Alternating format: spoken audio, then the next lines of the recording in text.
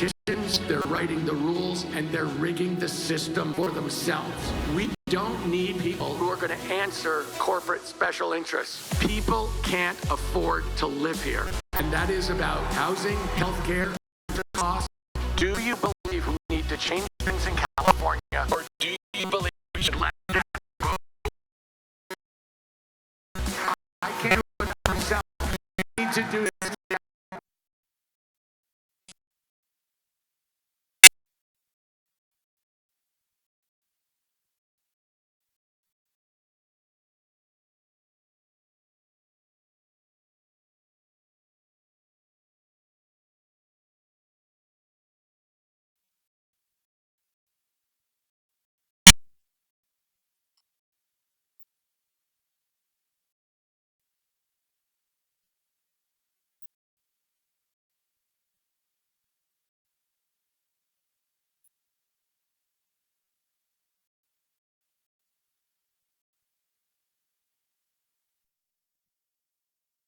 This is CBS LA Mornings.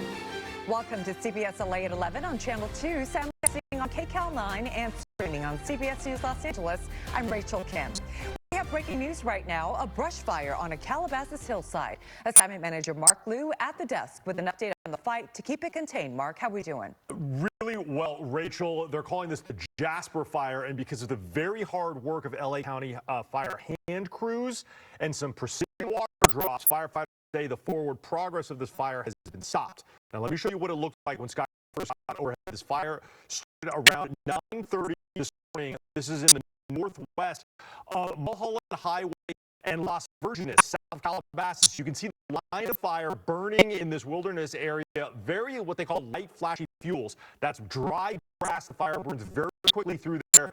And you can see how quickly these flame lengths became larger when this fire hit a patch of much heavier fuel, trees and larger bushes. Now, LA County Fire immediately responded with hand crews, and Copter 21, which is a Firehawk, dropped 1,000 gallons directly on one of those fire lines. This was instrumental in bringing this fire back down to saw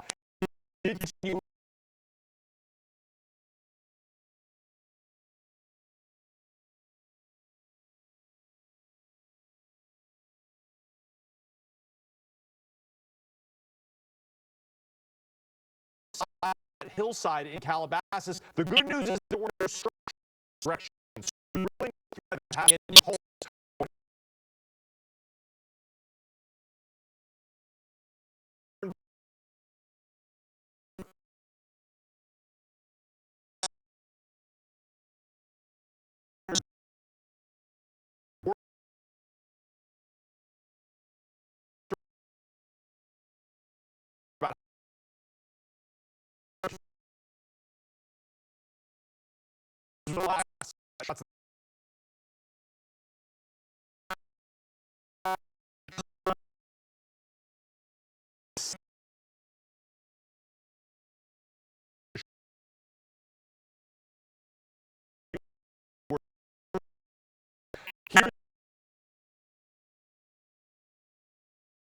Pretty well. A electrical substation was right. Fire was burning up this hillside, and there in the not the only news story we are covering here at the desk. This is a video of a situation that is unfolding in the Florida south of LA, leads to a major discovery of fire. I'm going to have a full report coming up at 11:30. We've also to stick with us. That's it here from the desk. Rachel, I'll send it back to you. All right, a lot to cover, Mark. Thank you. Paul, hopefully the weather is helping the fire Mark was talking about in Calabasas.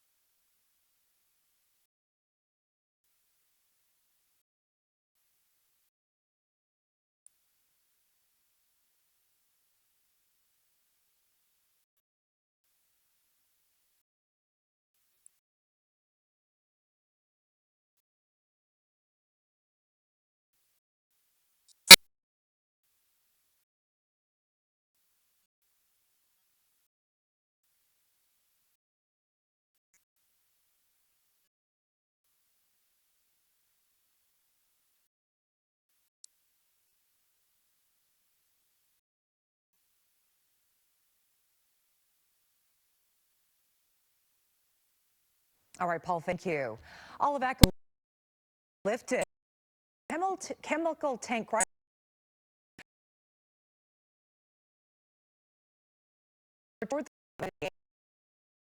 CBS.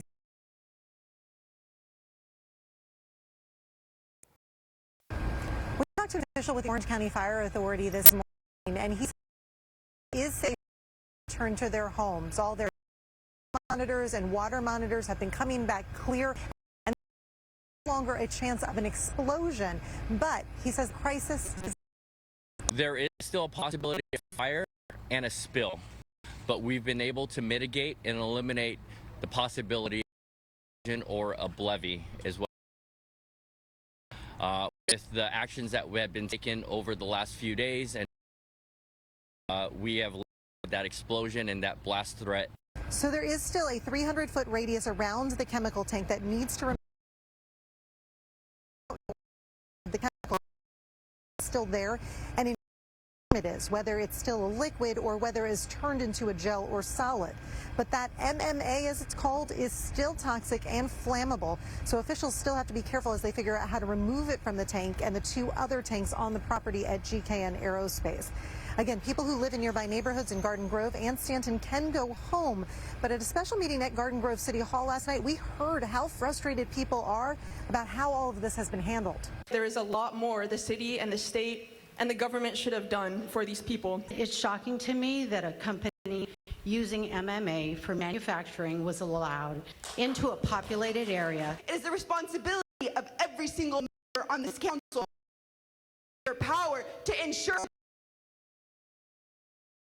A lot of questions about what is going to be to make sure something like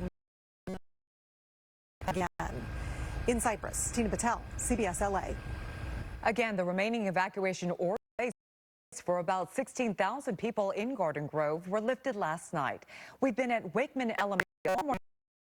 Students are returning to campus. For those who attend today, it is the school district today will not be penalized. We don't know what's going to be happening at the house, which is like all the chemical that been leaked out before. Now I'm going to go open up all the windows that I can and turn on all the fans. Try to stay awake for a while. Road closures were dismantled to allow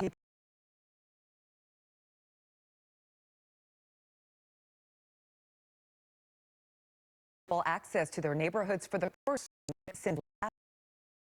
Stay with CBS LA as we continue to follow the fallout from the chemical crisis. You can always go to very later day for Matthew Perry's former president over Sorrentino, where Kenneth Iwamasa is the last of 5 defendants in this case to be sentenced. Good morning.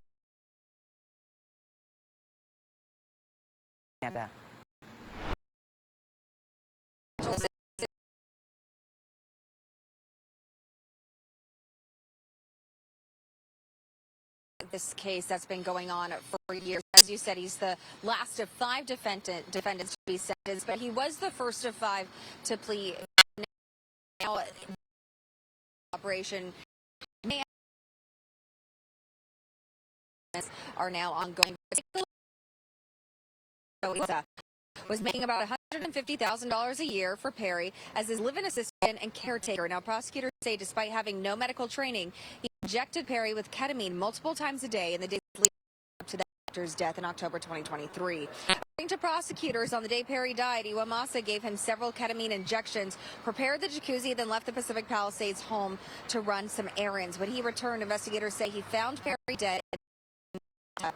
Prosecutors also accused Iwamasa of trying to cover up, clean up the scene, deleted digital evidence, and lied to investigators after Perry's death.